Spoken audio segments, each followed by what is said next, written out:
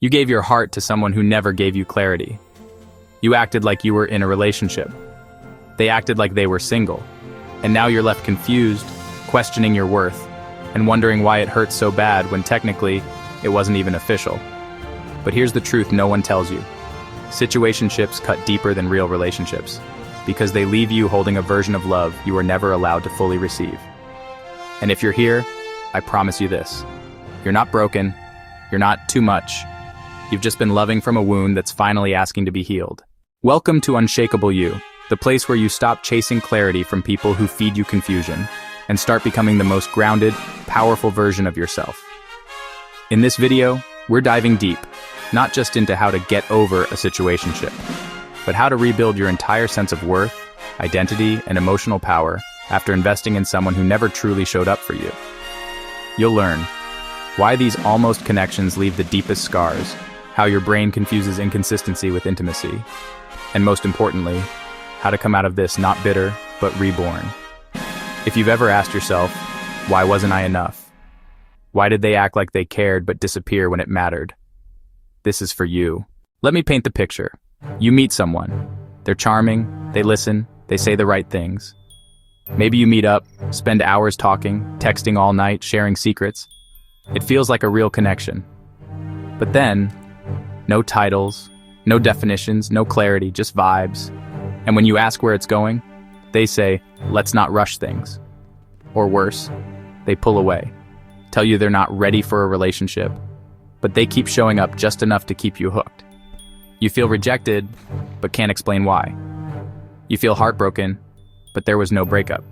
You question everything, especially yourself. Because deep down, the silence, the hot and cold behavior, the almosts start to convince you. Maybe I'm not worth choosing. Sound familiar? That's not just heartbreak. That's the silent damage of a situationship. Let's break this down psychologically. The brain chemistry of almost love situationships activate the same neurological pathways as addiction. When someone gives you just enough attention to feel seen, then withdraws, your brain experiences dopamine highs, followed by emotional withdrawals. That's why it hurts so much. Your brain becomes addicted not to the person, but to the hope, to the potential, to the maybe. It's called intermittent reinforcement. And it's the same mechanism that keeps gamblers pulling slot machines. Attachment wounds, reopened. If you have an anxious attachment style, you're biologically more likely to chase connection when it's withdrawn. When they ghost you after being affectionate, your nervous system screams, don't lose this person. They were giving you what you always wanted. That's not love. That's survival mode. And survival mode does not build self-worth. It depletes it. It's time to confront the deepest truths you've avoided. Truth number 1, you were never asking for too much. You were asking the wrong person. Someone emotionally unavailable will always make you feel like your needs are excessive. Why? Because they have no intention of meeting them. You became too emotional, too intense, too attached. But all you wanted was clarity, connection, respect, things that are basic, not burdensome. Truth number 2, their inconsistency was a form of control. When someone knows you crave emotional security, and they give you just enough to keep you uncertain, that's manipulation, not love. They don't need to control you directly. They just need to keep you confused. Confusion equals control. Clarity equals closure. And they never wanted you to have that. Truth number 3, your worth is not measured by who chooses you. You internalize their silence as a reflection of your value. But their inability to show up emotionally was not your fault. It was their limit. Stop assigning your worth to people who don't even have the capacity to love you right. Now that we've unpacked the pain, let's rebuild. Step 1, name the pattern out loud. Call it what it is, not bad timing, not complicated. Say, I was emotionally breadcrumbed by someone who wasn't ready to love me the way I deserve. Naming it breaks the spell. Step 2, write a self-worth declaration. Instead of journaling about them, journal about you. What are your non-negotiables in love?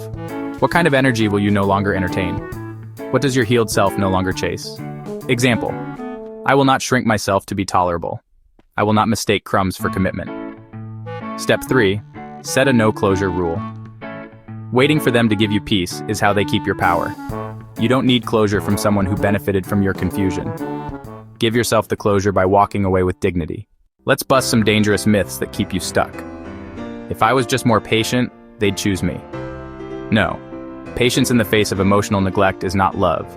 It's self-abandonment. They just need time to realize I'm the one. No. People who are ready don't need time to see your worth. They step up or they step out. But we had a deep connection. You might have had a deep conversation. That's not the same thing. Connection without commitment is not love. It's emotional entertainment.